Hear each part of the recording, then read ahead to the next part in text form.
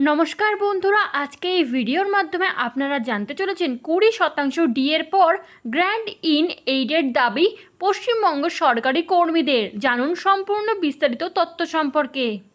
20% ডিএর পর grand in এইডের দাবি পশ্চিমবঙ্গ সরকারি কর্মীদের, নবান্নে গেল চিঠি। 20% ডিএর ঘোষণাতেও যেন শান্তি নেই সরকারি কর্মীদের। এবার বাংলার নতুন সরকারের কাছে আরও এক নতুন দাবি জানালেন কর্মীরা। রাজ্যের নয়া অর্থমন্ত্রী স্বপন দাশগুপ্তের কাছে গ্র্যান্ড ইন এইড এবং কলকাতা এলাকায় বসবাসকারীদের বকেয়া দাবিপত্র তুলে ধরা হলো সকলের সামনে।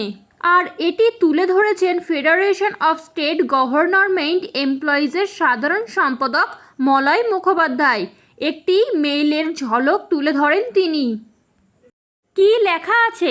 আমরা ডিএ মামলাকারী সংগঠন confederation of state government employees আপনাকে অবগত করেছি যে গত 5ই ফেব্রুয়ারি 2026 সর্বোচ্চ আদালত মারফত ডিএ মামলার রায় প্রকাশিত হয়েছে।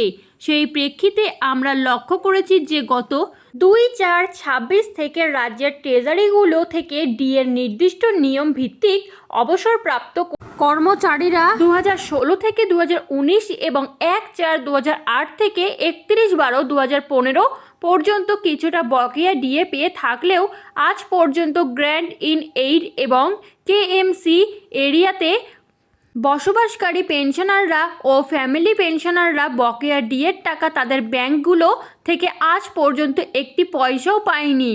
ওই চিঠিতে আরও লেখা আছে, বলা বাহুল্য 9/4/2026 এজি বেঙ্গল তাদের এক বিজ্ঞপ্তিতে জানিয়েছিলেন যে তাদের সাথে রাজ্য সরকারের অর্থ দপ্তরের আধিকারিক এবং কলকাতার রাষ্ট্রায়ত্ত ব্যাংকের আধিকারিকদের সবাই সিদ্ধান্ত হয়েছে যে ব্যাংকগুলোর পেনশন প্রসেসিং ব্রাঞ্চ 2016 থেকে 2019 সমস্ত পেনশনার ফ্যামিলি পেনশনারদের রাজ্য সরকারের অর্থ দপ্তরে দেবে এবং সরকার বিভিন্ন সরকারি দপ্তরের পেনশন স্যাংশনিং অথরিটি অথবা ডিডিওর মাধ্যমে সেই তথ্য যাচাই করে এজি বেঙ্গল পাঠালে তারা সমস্ত ব্যাংকে পেমেন্ট অর্ডার ইস্যু করবে। তাই প্রশ্ন জাগে, এই কাজটি কি এখনও হয়নি? বহুদিন অতিবাহিত, তথাপি কেন আজ পর্যন্ত তা হচ্ছে না? আমাদের তা বোধগম্য হচ্ছে না। মাননীয় মন্ত্রী, আপনার কাছে আপনাদের বিনীত আবেদন, অতি দ্রুত এই সমস্যার সমাধান করার অনুরোধ রইল। উল্লেখ্য, গত 22শে জুন বাংলার বিজেপি সরকারের প্রথম বাজেট অনুষ্ঠিত হয়। সেখানে ষষ্ঠ বেতন পে কমিশনের আওতায় অর্থমন্ত্রী স্বপন দাশগুপ্ত আরও 20% মহার্ঘ ভাতার ঘোষণা করেন।